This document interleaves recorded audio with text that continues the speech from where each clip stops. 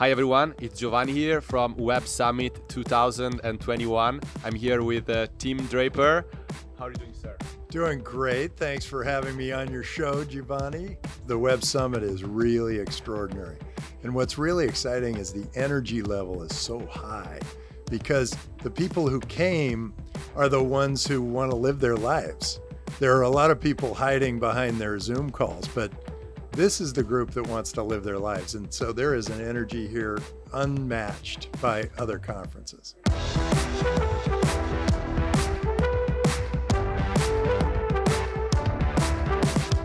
Regarding your personal interest, are you interested in any specific sectors of the crypto industry apart from Bitcoin?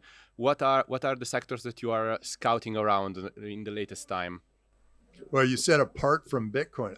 Bitcoin is really the center of my focus because I look and I say, Bitcoin's the way they're in the position of maybe what Microsoft was in back when the internet was getting going, or when software was getting going, where they could pick and choose. They were the operating system and they could pick and choose which applications they wanted to operate on their operating system.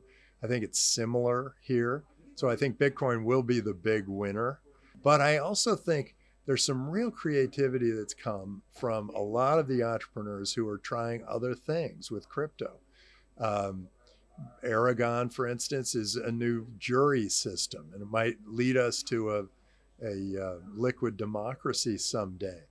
The Tezos guys, they've created a whole system of governing through proof of stake. I think that's really innovative and exciting. I think that there are some really interesting and exciting new cryptocurrencies, but then there are all these amazing projects, whether they be around smart contracts or NFTs or DeFi. They're coming up with new ways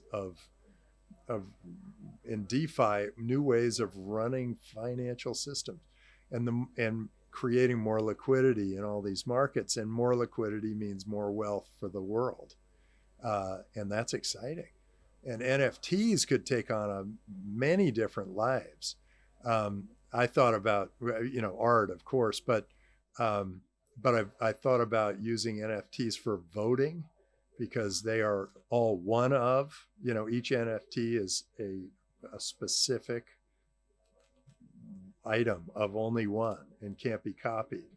And that's perfect for a voting system. So, and it's probably good for about 5,000 other great applications that no one's come up with yet. So cool things are going to be happening.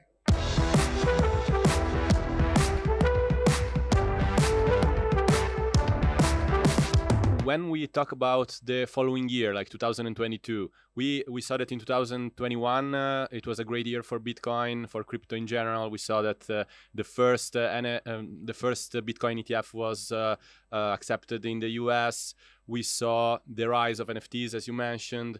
What are the milestones that we should look forward to for 2022, according to you? I think the big milestone for 2022 will be that retailers start using OpenNode or Lightning Network to allow their customers to use Bitcoin. And that once that happens, once people can buy their food, clothing, and shelter with Bitcoin, they're not going to use any fiat currency ever again. Why would you? If you can hold a currency that is sort of the currency of the future and a currency that is, there are only 21 million, not subject to any political whims. Nobody's printing trillions of them.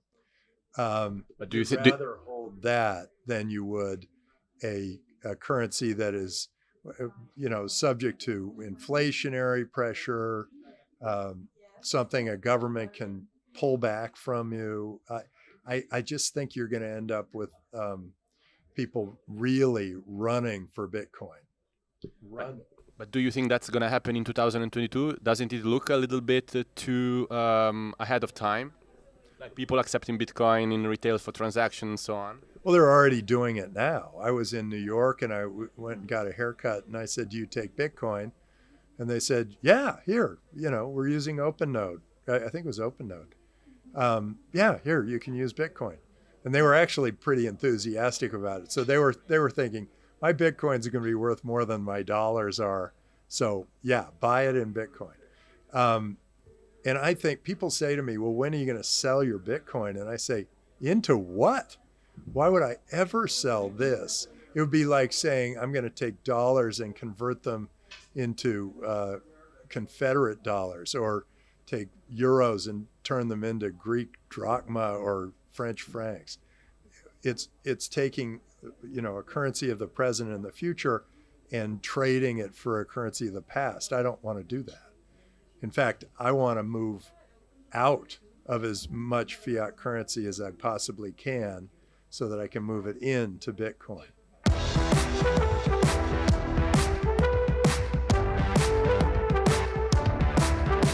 If you had to make a price prediction for the end of this year, what would that prediction be? Oh, I only make one prediction every 4 years. Oh. And my prediction about 3 years ago was that Bitcoin will hit 250,000 by 2022, the end of 2022 or early 2023. And people thought I was crazy because it was at 4,000 when I said it. But they don't think I'm quite as crazy now. We are half the way through. Well, we're at 62. I mean, not half away, but... If it's a log scale, we're more than half the way there. Cool. Thanks a lot, Tim. My pleasure. Go get them, Cointelegraph.